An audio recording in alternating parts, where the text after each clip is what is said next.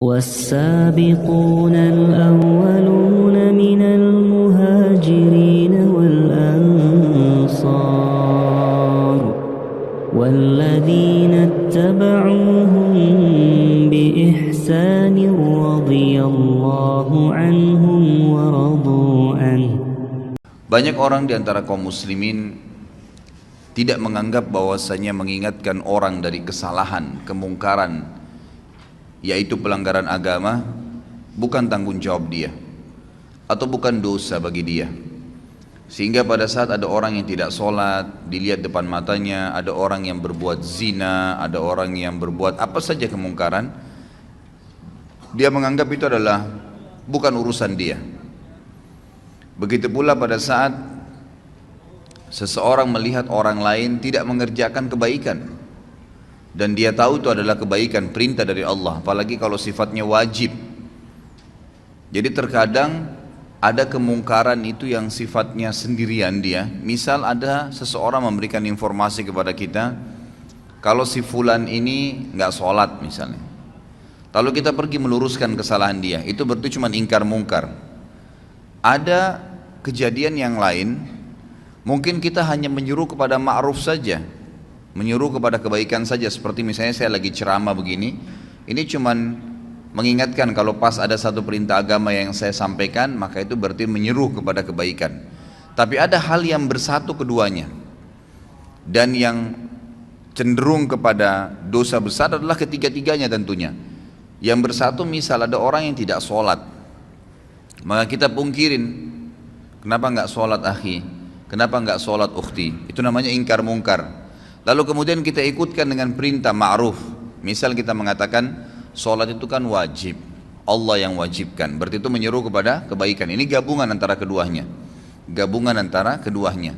Jadi semua ketiga contoh tadi itu masuk dalam kriteria dosa besar yang kalau orang tidak melakukannya. Yang lebih fokus lagi kata ulama adalah masalah yang ketiga, yang digabungkan, Saya rincikan dulu. Kalau yang mungkar saja tadi, misal saya dilaporkan oleh seseorang, si fulan nggak sholat, si fulan niat mau berzina, si fulan niat mau kerja di tempat riba, tolong Ustadz nasihatin.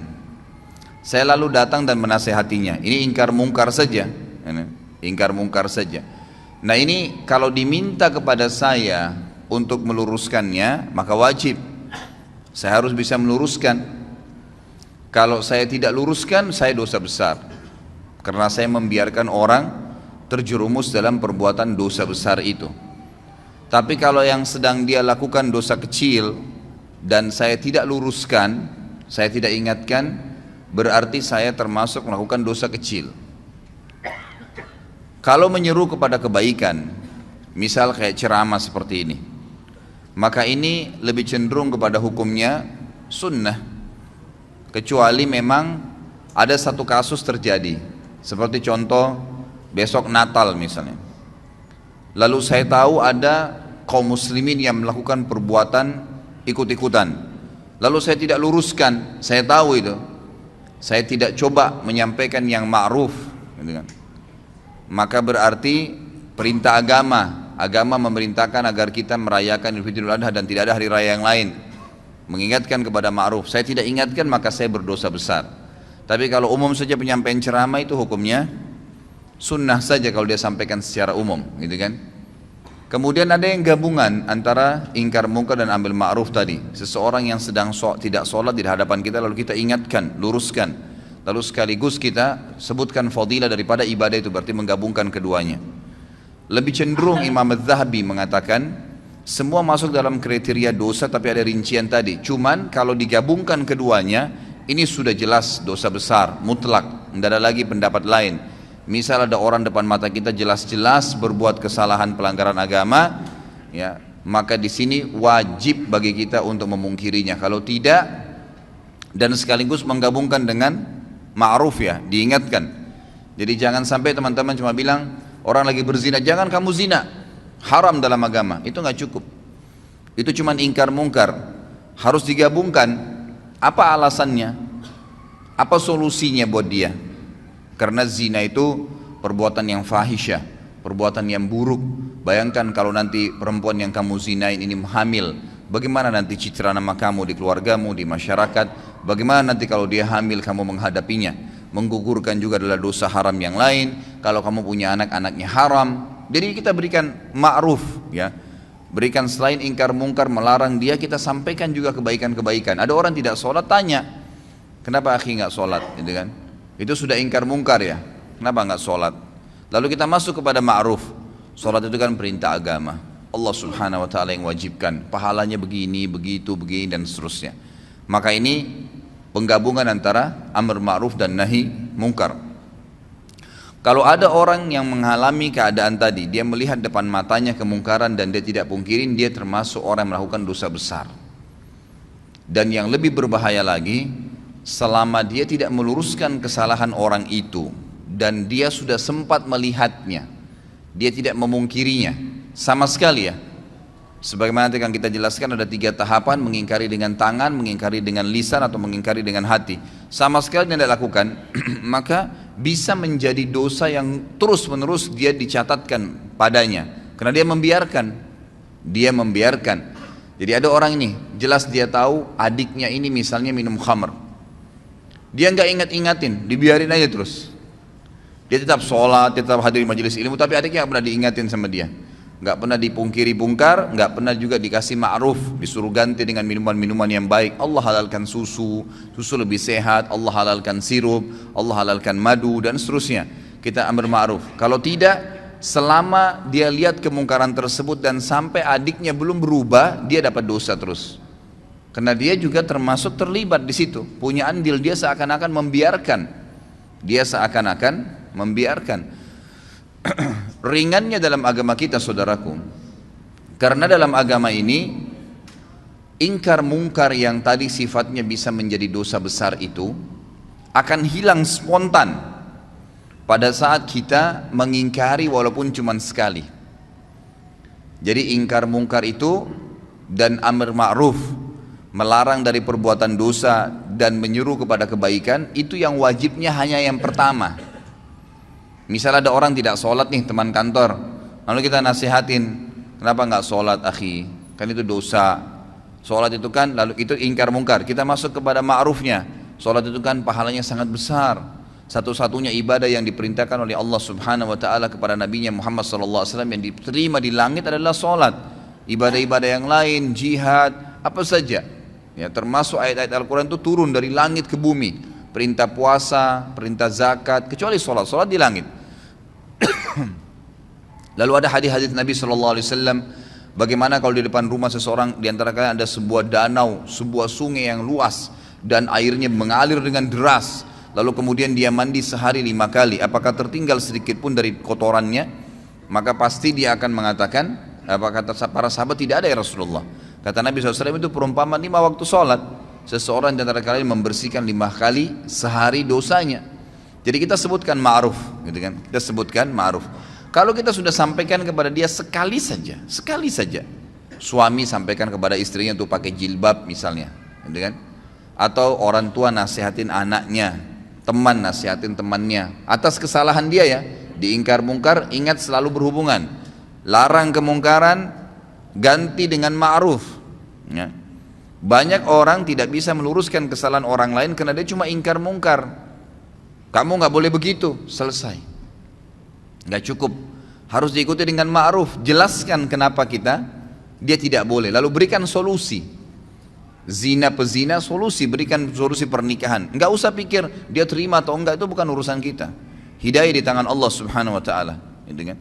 Ma'alaika illal balag. Allah SWT menyampaikan kepada Nabi SAW, tugasmu hanya menyampaikan saja. Tugasmu hanya menyampaikan. Jadi tidak ada tugas yang lain. Kita cuma sampaikan, hidayah di tangan Allah Subhanahu Wa Taala. Kalau sekali lagi Anda sudah ingkar mungkar dan amar ma'ruf, maka gugur hukuman dosa besar. Nggak ada lagi sudah. Jadi kalau sudah diingatin sekali, yang kedua, yang ke-100, yang ke-1000 itu sudah sunnah hukumnya. Sudah sunnah. Suami akan lepas dari tanggung jawab terhadap istrinya yang tidak mau pakai jilbab kalau dia sudah ingatkan, jilbab itu haram kalau kamu memperlihatkan aurat kamu. Ingkar mungkar dan ambil ma'ruf.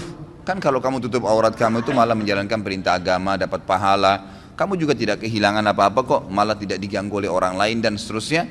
Maka sudah sekali. Ternyata istrinya masih belum mau lakukan. Dia boleh tetap mengingatkan, mendoakan, tapi minimal dia sudah lepas dari beban hukum nih. Karena hukum ini yang penting ya. Nah, sekali saya sudah cukup. Sekali saja sudah cukup. Saya kasih contoh banyak sekali ikhwat dan akhwat sekalian, kemungkaran. Semoga Allah hilangkan ya. Maksudnya ini bukan dihilangkan total memang. Mungkar itu tetap ada, tapi minimal Allah Subhanahu tutupin ya hal-hal yang besar. Karena di Indonesia ini sangat luar biasa. Saya tidak bisa habis fikir, terus terang saya lihat pelang begitu besar di pinggir jalan, biskuit harus memperlihatkan perempuan yang dadanya terbuka. Apa hubungannya? Apa hubungannya antara biskuit itu dengan perempuan yang memakan itu dengan kelihatan semua badannya? Tidak ada sama sekali, hubungannya tidak ada. Jadi orang sebenarnya lebih melihat kepada artis yang sedang ada di pelang itu. Tapi yang berbahaya adalah kita ini lewat di pelang itu. Berapa banyak pelang yang kita lewatin penuh dengan iklan sampo perempuan tidak pakai jilbab, iklan biskuit tadi yang ini. Belum sekarang karena dibiarkan makin jadi. Saya kaget melihat ada di salah satu jalan, poros jalan besarnya luar biasa iklan itu, iklan celana dalam laki-laki. Dan laki-laki itu betul-betul dikasih gambar hanya pakai celana dalam. Ini luar biasa ini. Ya, semoga Allah berikan hidayah ya. Ini negara kita berbahaya sekali kalau kita biarkan terus begini ya. Jadi ini tidak boleh. Ya, harus ada batasan gitu kan. Mungkin seorang laki-laki ini pun kalau ya seorang laki-laki tampil dan memang di sebelahnya ada dus celana dalamnya, orang sudah paham. Oh ya, ini sudah ada. Jadi kalau misalnya diberikan iklan sesuatu, itu pun kalau digambar yang terpapar itu kan secara syar'i memang tidak boleh ya. Tidak boleh memang. Kalaupun orang mau lihat yang paling kecilnya, mungkin seorang laki-laki di sebelahnya ada dus celana dalam, mungkin gitu kan. Tapi kalau ditampilkan tanpa baju, tanpa celana panjang, cuma celana dalam lalu besar pelangnya, setiap perempuan yang lewat situ melihatnya, setiap laki-laki yang lewat melihatnya, itu kan itu mungkar. Maka wajib Anda pungkirin ya, wajib dipungkirin, tidak boleh dibiarin. Kalau dibiarin dosa besar tuh ya. Dan kalau kita tidak pungkirin, lihat konsekuensinya. Selama pelang itu ada, kita dapat dosanya, karena semua orang yang lewat wajib pungkir. Tapi kelebihannya kalau kita sudah pungkirin sekali saja, maka sudah gugur kewajiban, walaupun itu pelang masih ada gitu kan. Tinggal sekarang tata cara ingkar mungkar itu seperti apa. Imam Az-Zahabi mengangkat hadis yang sudah masyhur ya, hadis riwayat Imam Muslim, di mana Nabi SAW bersabda, man ra'a minkum munkaran falyughayyirhu biyadihi, fa in lam yastati' fa bilisani, fa in lam yastati' fa biqalbi, wa dzalika adhaful iman. Barang siapa di antara kalian melihat suatu kemungkaran, pelanggaran-pelanggaran agama, maka hendaklah ia segera mencegahnya dengan tangannya. Tangan ini kata para ulama adalah kemampuannya, power yang dia milikin. Misal orang tua kepada anaknya, dia punya wewenang, anaknya lagi mabuk diambil minuman kerasnya misalnya, atau dia tidak memberikan kebutuhannya kalau anaknya masih suka jalan dengan teman-temannya yang nakal-nakal, ditahan sama dia fasilitas, nggak boleh tinggal di rumah kalau emang tidak mau sholat misalnya. Ya memang itu kewajiban dia, dia boleh, dia punya hak untuk itu. Atau atasan kepada bawahannya, kerja di sini wajib pakai jilbab, kerja di sini wajib sholat 5 waktu, yang tidak mau keluar. Sayangnya banyak orang-orang muslim ini, pengusaha-pengusaha yang paling diprioritaskan itu adalah kamu harus datang on time ya. Itu apa-apa, nggak masalah. Jam 7 pagi kamu harus hadir di sini, kalau lewat berapa menit saya potong gaji kamu. Kamu harus keluar jam begini, kamu harus pakai baju yang seperti ini. Dia peduli tentang urusan dunia, tapi masalahnya dia tidak peduli dengan urusan akhirat pegawainya. Dia tidak marah sama pegawainya kalau azan nggak sholat. Bahkan kadang-kadang lebih didahulukan untuk urusan dunia. Mungkin saya pernah sampaikan, saya wajibkan pegawai saya di toko sama restoran saya di Kalibata itu wajib untuk berhenti, nggak boleh. Yang tidak mau ikutin terlambat sholat saya berhentikan, nggak bisa. Saya tidak butuh duit, saya bilang. 10 menit sebelum azan berhentikan orderan, nggak boleh, gitu kan. Sampai ada teman saya akhirnya ketemu dari Saudi. Dia bilang saya pas masuk di restoran antum, saya belum tahu kalau itu restoran antum deh. Pas saya duduk, gitu kan, langsung dibilang maaf, orderan sekarang nggak bisa lagi, 10 menit lagi azan. Dia bilang ini saya baru temukan dari restoran begini di Indonesia ini. Ya, belum pernah ada yang larang kita mau pesan makanan 10 menit mau azan katanya. Terus kemudian saya bilang kayaknya pemilik restorannya berarti tahu agama nih. Beberapa waktu kemudian dia ketemu sama saya ngobrol-ngobrol, baru dia tahu waktu restoran saya. Dia bilang, oh pantas dulu waktu saya mau makan nggak boleh sholat, nggak boleh makan kecuali sudah sholat. Gitu. Loh iya memang begitu peraturan saya kasih, gitu kan? Harusnya begitu. Ditaruh di depan rolling door-nya itu tulis sedang sholat, nggak apa-apa, gitu kan? Harusnya begitu karena kita punya power. Akhirnya pegawai saya mau tidak mau, duhur, asar, maghrib, isya itu saya ngambil hukum syar'i di situ. Dan orang-orang bahkan tidak jarang subhanallah orang yang lagi makan, orang yang lagi belanja di toko tuh ikut sholat. Oh di mana masjidnya mas? Oh di sana, ditunjukin. Pergi sholat dulu, balik lagi habis itu. Subhanallah, kenapa orang bisa pada saat kebelet kencing ke kamar mandi? Kenapa pada saat azan nggak bisa ke masjid? Nggak ketemu alasannya gitu. Kalau alasannya hanya karena mau jual produk, ikhwas sekalian, berapa banyak produk yang antum jual jedah sholat itu, dan berapa banyak kerugian pahala yang antum kehilangkan karena tidak sholat awal waktu. Orang kalau meninggal ikhwas sekalian, ini antum camkan baik-baik kata-katanya. Kalau kita meninggal, tidak ada keinginan sedikit pun untuk kembali ke mobil mewah kita. Tidak ada keinginan sedikit pun untuk kembali kepada istri yang cantik atau suami yang gagah. Tidak ada keinginan lagi untuk kembali melihat anak-anak. Nggak ada keinginan lagi untuk menikmatin ranjang yang mewah. Nggak ada keinginan lagi menikmatin rumah yang bagus. Nggak ada lagi. Semua orang yang meninggal, apa kata Allah SWT?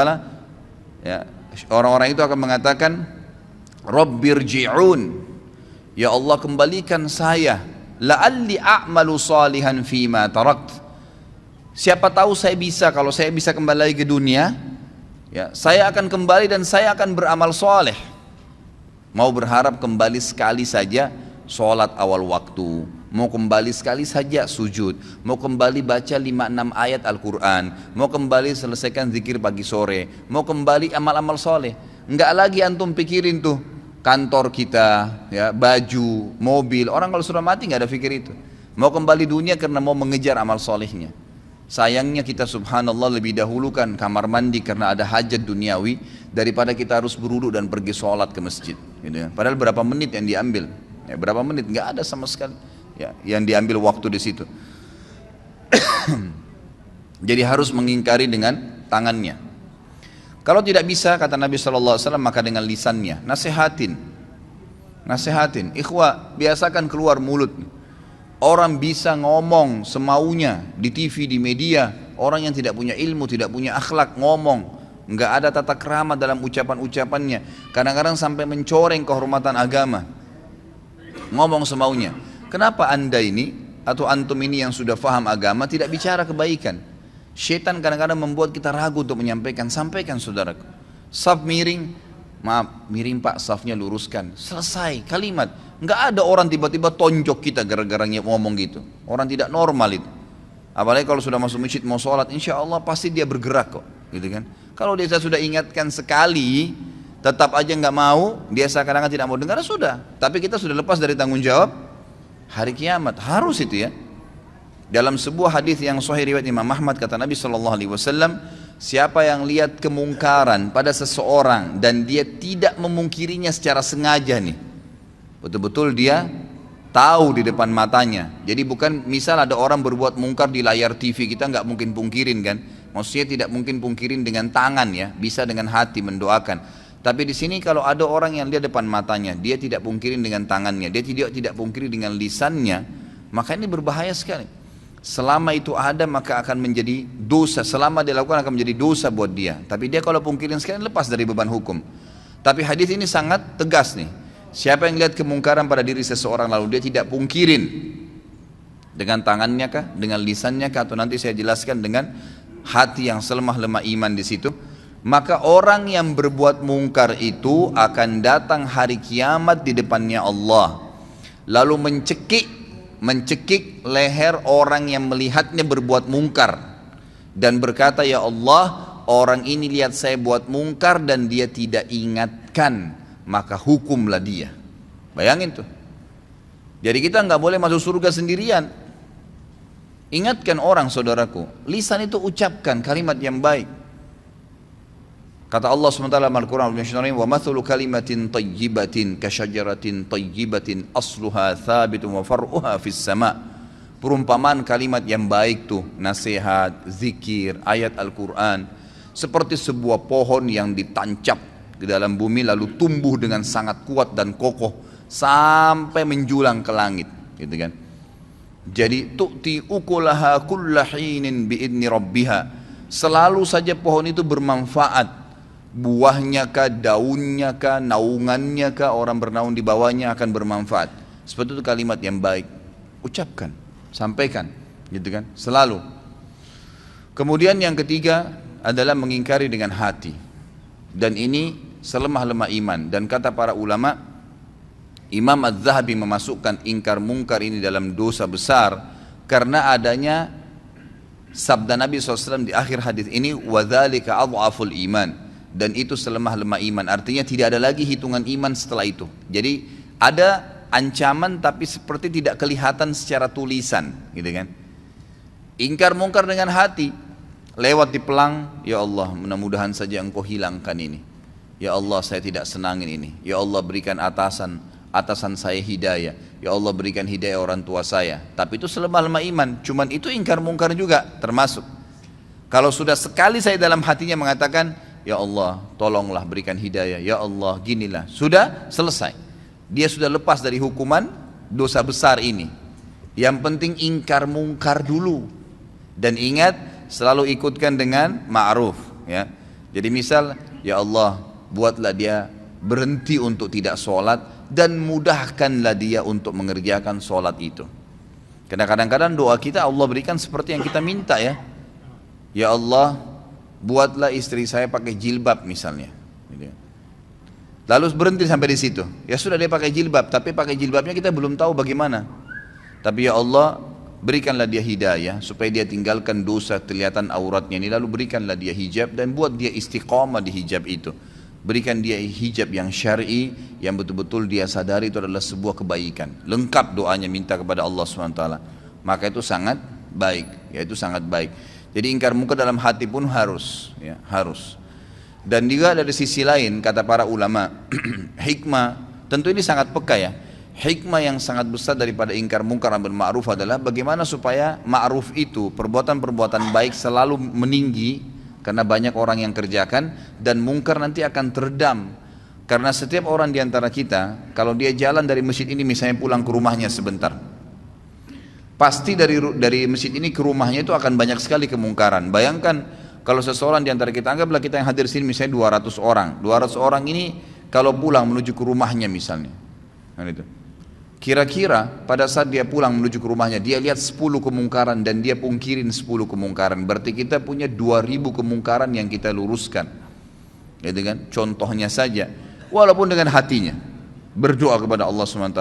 Kalau dia bisa dengan lisannya, baiklah, alhamdulillah, gitu kan, dan seterusnya.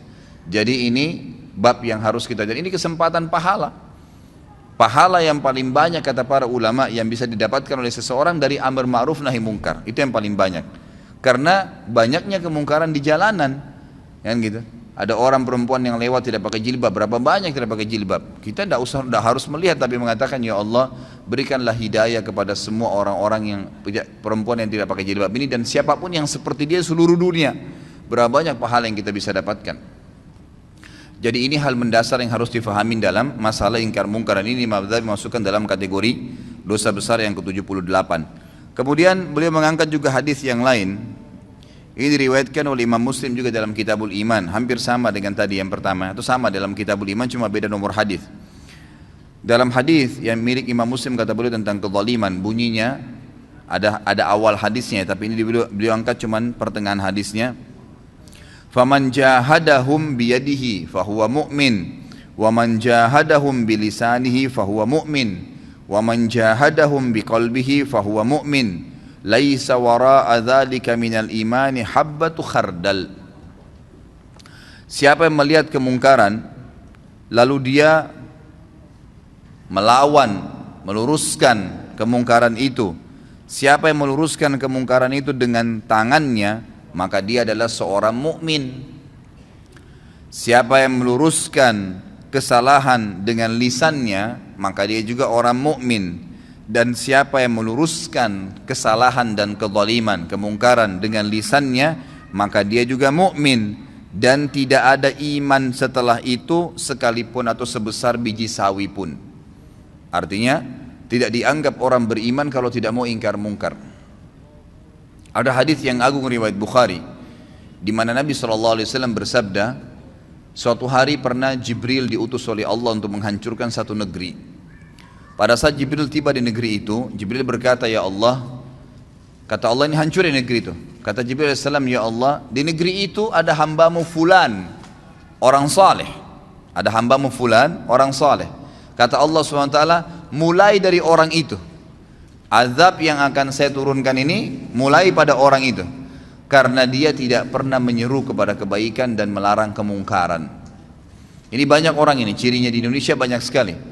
Dia azan ke masjid, tapi nggak pernah mau tahu tetangganya sholat kah, orang yang dilewatin kah, padahal cuma tinggal ucapin.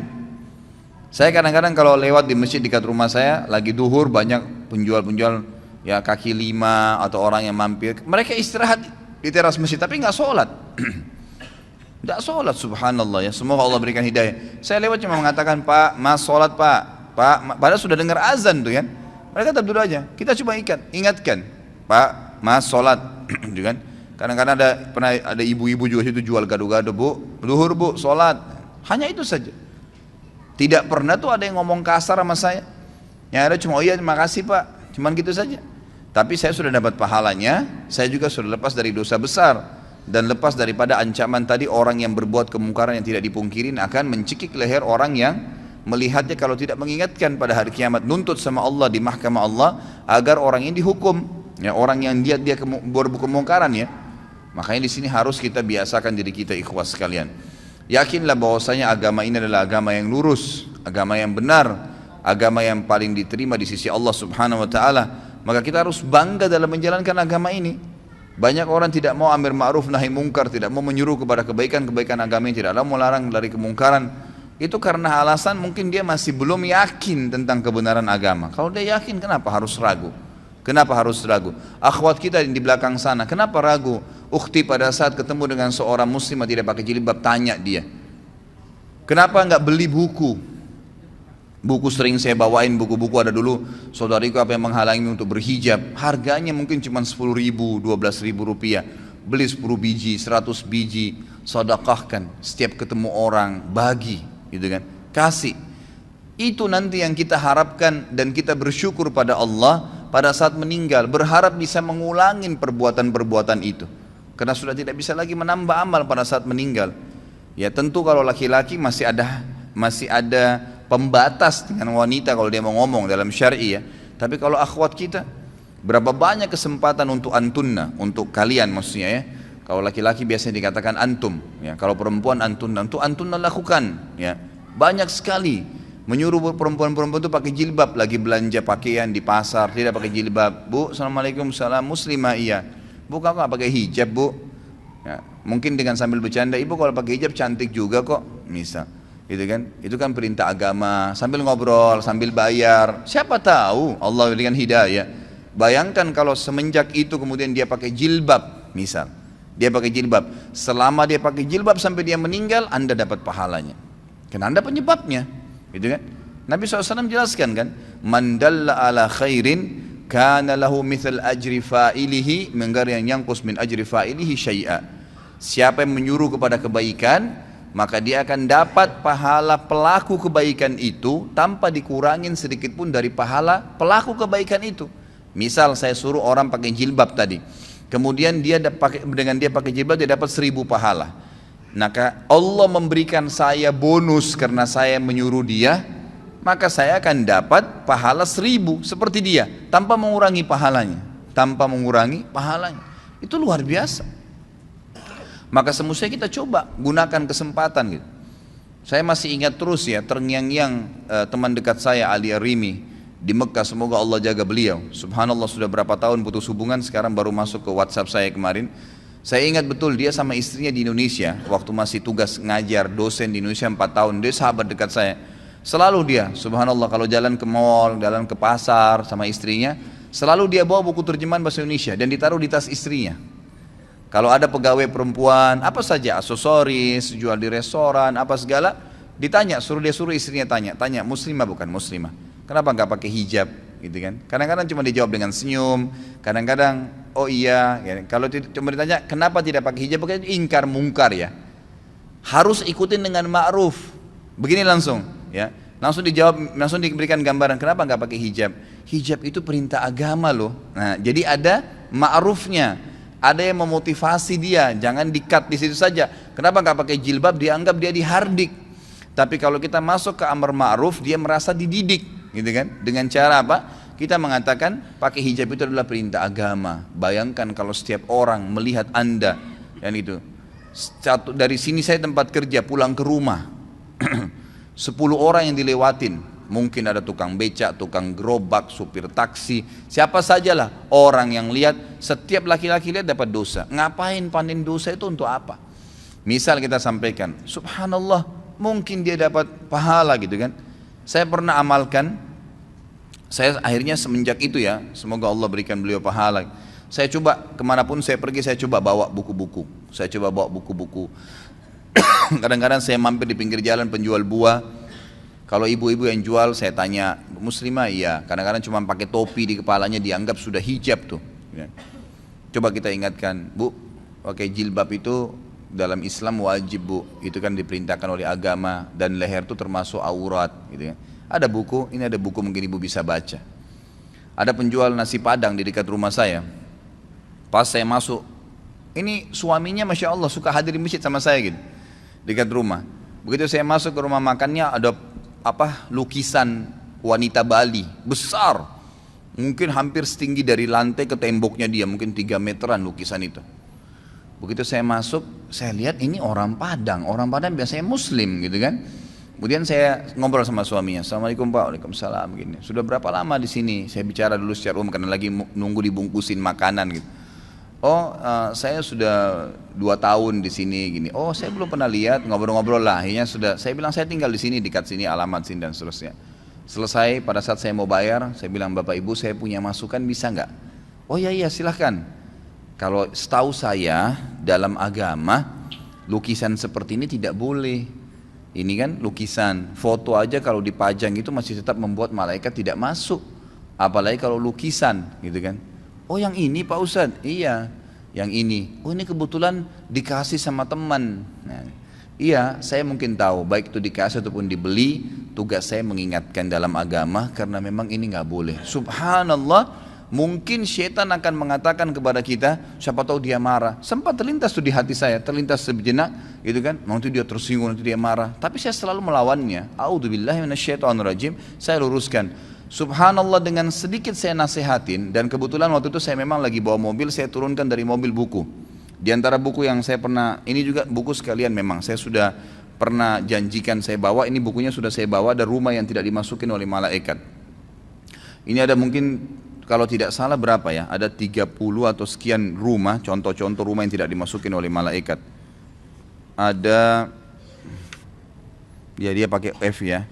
Saya kurang tahu nih jumlahnya, tapi yang jelas ada banyak sekali buku-buku rumah-rumah yang tidak dimasuki malaikat. Rumah orang yang memutus silaturahim, rumah orang yang mendurhakai orang tua, rumah orang yang memakan harta anak yatim, rumah yang memakan harta riba, rumah yang di dalamnya terdapat anjing, rumah yang ditempati oleh syaitan karena tidak ada zikrullah, tidak ada membaca Al-Quran di dalamnya, rumah yang penghuninya terbiasa mencaci maki, baik itu sahabat, orang-orang soleh, orang yang sudah meninggal, rumah ya, yang di dalamnya tergantung gambar dan patung. Nah ini yang disebutkan oleh beliau di sini di halaman 100. Lalu beliau sebutkan sebab pengharaman gambar, gambar lukisan tangan, hukuman dan azab bagi orang yang membuat gambar, dan juga hukuman bagi orang yang sengaja memajangnya. Saya kasih buku ini pada saat itu. Ini ada buku mungkin bisa dibaca. Subhanallah, besok saya datang dan sampai hari ini saya masuk ke rumahnya itu nggak pernah lagi ada gambar itu. Kadang-kadang waktu saya mampir saya bercanda, Udah nggak ada gambarnya Pak. Iya Pak Ustadz sudah, alhamdulillah. Ya kami juga baru tahu kemarin. Malah sebenarnya mereka tambah dekat dengan saya itu Pak, dengan ingkar munkar dan amar ma'ruf tadi. Yang awalnya syaitan kadang-kadang buat kita ragu, ya, buat ragu. Itu kesempatan, peluang besar untuk mendapatkan pahala. Ingkar munkar, ingatkan. Karena kalau tidak malah berbahaya, sebagaimana tadi saya jelaskan ya. Nabi Muhammad SAW dan para sahabat paling gemar dengan amar ma'ruf dan nahi munkar. Bahkan kita tahu kisahnya Abdullah bin Umar dan Abu Hurairah radhiyallahu anhum. Abdullah bin Umar dan Abu Hurairah radhiyallahu anhum ini kalau mau sholat, ya, mau sholat, mereka sudah tahu misal waktu sholat subuh, duhur, asar, maghrib, isya, jamnya atau saatnya kayak kita sekarang pakai jam ya. Itu mereka berdua ini selalu keluar sebelum waktu, selalu keluar sebelum waktu, dan selalu setiap kali itu keliling ke rumah kerabatnya, tetangganya dipanggilin. Ayo sebentar lagi sholat, ayo sebentar lagi sholat. Ada yang diketuk pintu rumahnya, ayo sebentar lagi sholat. Terus begitu, setiap mau sholat lima waktu ini dua orang ini selalu begitu, terkenal di kalangan sahabat. Jadi sering kali mereka mutar jauh sekalian sampai ke masjid sudah azan. Ini mereka sudah amar ma'ruf sekaligus ingkar mungkar gitu. Pahalanya banyak. Barangkan berapa banyak orang yang mendapatkan atau kita dapatkan pahalanya hanya karena dia mendapatkan hidayah, yang mendapatkan hidayah. Ini penting sekali.